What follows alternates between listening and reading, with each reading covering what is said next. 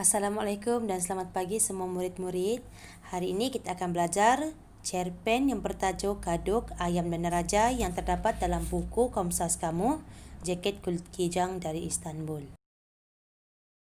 Baiklah, jadi kita akan menggunakan petaminda ini untuk membuat analisis secara lebih terperinci mengenai cerpen Kaduk, Ayam dan Raja.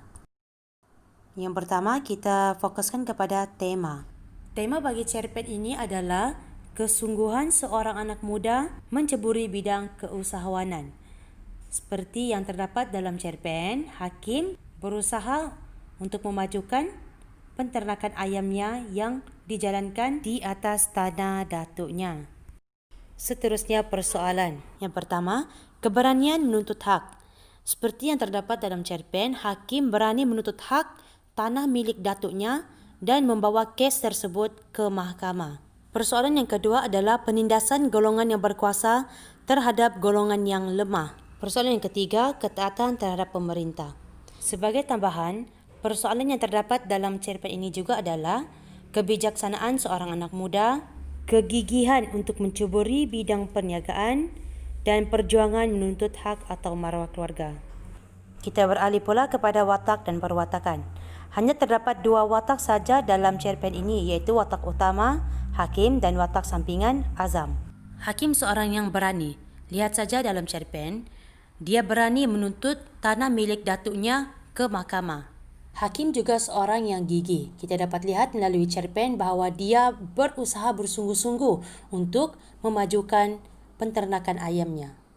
Hakim juga seorang yang tabah. Walaupun dilanda pelbagai masalah dalam penternakan ayam, dia tetap berusaha bersungguh-sungguh dan tabah menghadapi segala cabaran. Sebagai tambahan, Hakim juga adalah seorang yang berpandangan jauh. Buktinya, Hakim ingin mengusahakan tanah pusaka datuknya untuk menjalankan projek ternakan ayam secara kontrak dan menjadi seorang petani moden. Seterusnya, dia juga seorang yang cenderung dalam bidang perniagaan. Buktinya, dia menandatangani kontrak dengan syarikat Global Chicken, iaitu sebuah syarikat yang terkenal di seluruh dunia, dengan harapan usahanya akan membuahkan hasil. Watak sampingan Azam adalah merupakan sahabat baik Hakim semasa di universiti. Dia merupakan seorang peguam. Cerpen menggambarkan Azam sebagai seorang yang suka membantu orang lain. Selain itu, Azam juga seorang yang prihatin. Sebagai tambahan, Azam juga adalah seorang yang bertanggungjawab dan bijak berhujah. Buktinya, Azam menerima tugas yang diserahkan oleh Hakim dan mengumpul bahan-bahan bukti untuk memenangi kes menuntut hana Kaduk yang dirampas oleh Raja. Dia juga seorang yang bersimpati terhadap rakan. Azam menasihati Hakim supaya mendapatkan bantuan daripada Jabatan Haiwan agar dia tidak terus dihimpit oleh syarikat besar yang hanya mengaut untungan. Terdapat 3 jenis latar yang ada dalam cerpen ini, iaitu latar masa.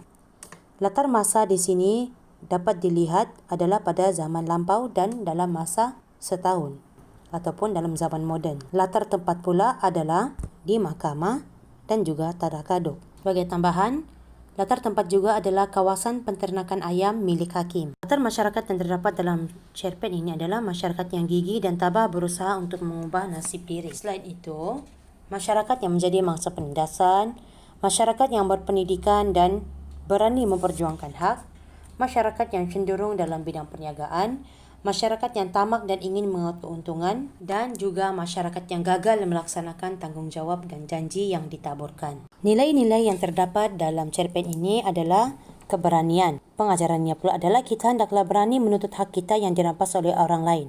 Seterusnya, nilai kegigihan. Pengajarannya, kita hendaklah gigih berusaha dalam melakukan sesuatu pekerjaan. Sebagai tambahan, nilai keprihatinan, kebijaksanaan, dan nilai berdikari juga terdapat dalam cerpen. Setakat itu saja pembelajaran kita pada hari ini. Cikgu harap kamu dapat faham dan dapat ingat apa yang cikgu sampaikan pada hari ini.